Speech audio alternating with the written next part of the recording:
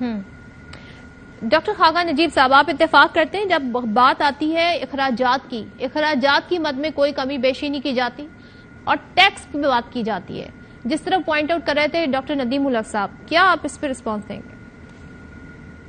دیکھیں، میں نے تو آپ کو کہا ہے، میں نے تو تینوں مضامین جو ہیں اس کا فوکس یہ ایکسپینڈیچر ریفارمز رکھا ہے، پر یہ بھی نہیں ہو سکتا کہ جو ٹیکس جہاں پہ انڈر پیڈ ہے، ابھی ایک تحقیق ہوئی ہے پاکستان میں جو ایک ریسرچ فرم نے کی، اس نے پاکستان میں یہ بھی بتایا کہ 960 ارب کی ٹیکس کی جو ایفیشنسی ہے کریٹ کی جا سکتی ہے 4 پاکستان کے سیکٹرز میں. ہر چیز کو ساتھ ساتھ لے کر چلنا پڑتا ہے، بٹ ایکسپینڈیچر ریفارم اس لیے پہلے کیجیے کہ وہ ایک اچھی روایت قائم کرے گا کہ حکومت خود سیریس ہے، نہ کہ صرف ڈی ریگولیٹ کرنے کے لیے، نہ کہ صرف لبرلائز کرنے کے لیے. اب لبرلائز کرنے کا آپ یہ دیکھیے نا کہ اس بجٹ میں ایک چیز تو رکھنی چاہیے تھی، اور وہ تھا کہ یہ جو 212 ادارے ہیں، 175 جو ہیں وہ اس میں سے کمرشل ہیں، 85 کلیدی ادارے ہیں. پی آئی اے اتنا بڑا نقصان کر رہی ہے، انرجی سیکٹر ڈسرپٹ کرنے کی ضرورت ہے، اتنا بڑا ہول ہے. مطلب صدف ایک بڑا انٹرسٹنگ فگر میں ہمیشہ کوٹ کرتا ہوں، میں آپ کے سامنے رکھتا ہوں. جب مشرف کی حکومت گئی تو 100 ارب روپے کا سرکولر ڈیٹ تھا، یا اس کو نقصان ہی کہیے آپ ایک طرح سے. پھر آپ آگے چلے، پی پی پی کی گئی تو 500 ارب کا تھا، پھر پی ایم ایل این کی گئی تو 1100 ارب کا تھا، پھر وہ 2400 ارب ہو گیا جب پی ٹی آئی کی گئی، اور آج میرا خیال ہے شاید 2650 پہ ہے. یہ ہے آپ کے بجلی کے سیکٹر کا حال.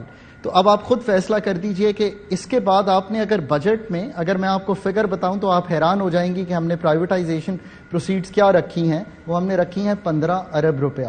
سو اس کا تو یہی مطلب ہے کہ ایٹ لیسٹ یہ حکومت یہ سمجھتی ہے. چلیں میں ان کو یہ اس پہ کہہ دیتا ہوں کہ نئی حکومت کے آنے کا وہ انتظار کر رہے ہیں کہ وہ نئی حکومت آئے تو وہ یہ اس پروگرام کو آگے لے کر چلے. 15 ارب کا تو مطلب ہے کہ شاید ہم کوئی پرائیویٹائزیشن پاکستان میں نہیں کریں گے. سو ڈائیویسٹمنٹ کا ایک ایجنڈا ہے، اس کی ایک کیپیبلٹی بلڈ کرنی چاہیے. یہ چھوٹے موٹے بینکس پڑے ہیں، پی آئی اے ہے. میں ایک مثال آپ کو دیتا ہوں، میں آپ کے نیبرنگ کنٹری کی. ایئر انڈیا جب سے پرائیویٹائز ہوا ہے اس نے 425 نئے ایئر کرافٹس کا آرڈر دیا ہے. 425 صدف، آدھے اس میں سے ایئر بسز ہیں اور آدھے بوئنگ ہیں. اب آپ مجھے خود بتائیے کہ انڈیا کی اکنامک ڈپلومیسی ہم سے کتنی بہتر ان ممالک کے ساتھ ہو جائے گی who are going to sell them those aircrafts. سو یہ بات تو اس میں تو کوئی دو آرا ہو نہیں نہ سکتی کہ حکومت کا یہ کام نہیں ہے. اچھا اگر حکومت بہت صلاحیت سے یہ کام کر رہی ہوتی تو شاید آپ یہ اصول بنا سکتے تھے. میرا خیال ہے میں نے جو لاسٹ فگر دیکھا ہے پی آئی اے کا، شاید جو پچھلے سال کا لاس ہے وہ شاید 70 سے 90 ارب کے درمیان ہے کہیں. میں بہت ریسنٹلی وہ فگر دیکھا نہیں. آپ مجھے خود بتائیے کہ 34 ایئر کرافٹ کے ساتھ اتنا بڑا لاس کر کے کل ملا کے 800 ارب سے زیادہ کا ہو چکا ہے. سو آبویسلی ایک مطلب اوور آل لاس وہ کیری کر رہی ہے. سو اس پہ آپ نے فیصلہ کرنا ہے کہ آپ کیا کرنا چاہتے ہیں. یہ تو بالکل ایکسپینڈیچر سائڈ کا ریفارم جو ہے یہ تو بہت بڑا ریفارم. اب پورے پاکستان کی جو پینشنز ہیں اس سال وہ 1400 ارب روپے ہیں. آپ خود بتائیے کہ آپ کیا کرنا چاہتے ہیں ان کے ساتھ. ڈاکٹر ندیم صاحب، یہ ڈیفالٹ کا خطرہ ٹل گیا ہے یا یہ ابھی بھی ہمارے سر پہ منڈلا رہا ہے اس بجٹ کے اس خد و خال دیکھنے کے بعد؟ آئی ہوپ نہیں ٹلا، آئی ہوپ منڈلا رہا ہوئے، بٹ کوئی فرق نہیں پڑتا. کیا فرق پڑے گا ڈیفالٹ بھی ہو جائے تو؟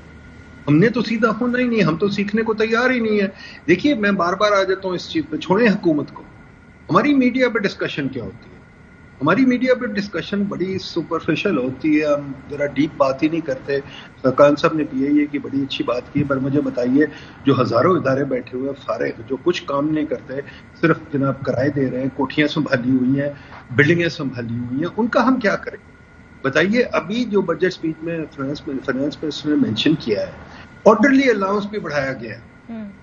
ایک پتہ نہیں کوئی مین سرونٹ کا الاؤنس بھی بڑھایا گیا. یہ گورے کے زمانے کے الاؤنسز ابھی تک چل رہے ہیں، کیا ہم ان کو بھی نہیں ٹھیک کر سکے؟ تو مجھے بتائیے، ہم گورے کے زمانے کی فیتے والی فائلیں چلا رہے ہیں، گورے کے زمانے کی چیزیں بنا رہے ہیں. پرائیویٹائزیشن میں مفتاح اسماعیل بار بار کہتا ہے کہ ہم پرائیویٹائز کر ہی نہیں سکتے، ہمارے پاس کیپیسٹی نہیں. کیا جو پرائیویٹائزیشن منسٹری میں کوئی بندے ہیں جو پرائیویٹائز کر سکتے ہیں؟ پرائیویٹائزیشن کرنا آسان کام تو نہیں ہے.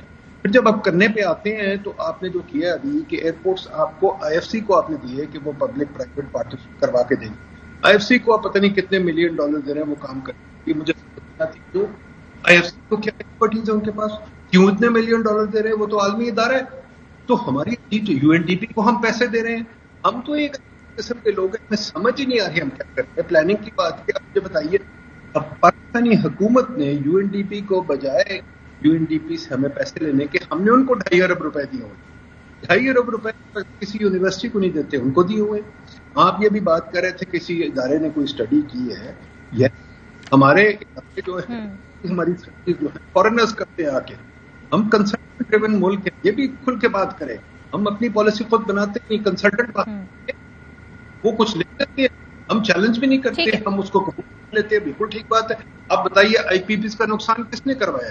IPPs کا آج بھی نقصان ہو رہا ہے. 40 سال سے یہ تو بڑی طویل بحث, تو طویل بحث تو ہمیں کرنی چاہیے نا, سرسری بحث کیوں, طویل بحث کریں کرنی چاہیے, لیکن اس پر آمد ہو. اور ڈاکٹر خاقان نجیب مسکرا رہے ہیں, لیکن اسی کے ساتھ کیونکہ میرے پاس وقت بڑا کم ہے, یہاں پہ آپ دونوں کا میں شکریہ ادا کروں گی, ڈاکٹر ندیم الحق صاحب اور ڈاکٹر خاقان نجیب صاحب. یہاں پر بریک لے رہے ہیں, بریک کے بعد پروگرام کو وائنڈ اپ کریں گے.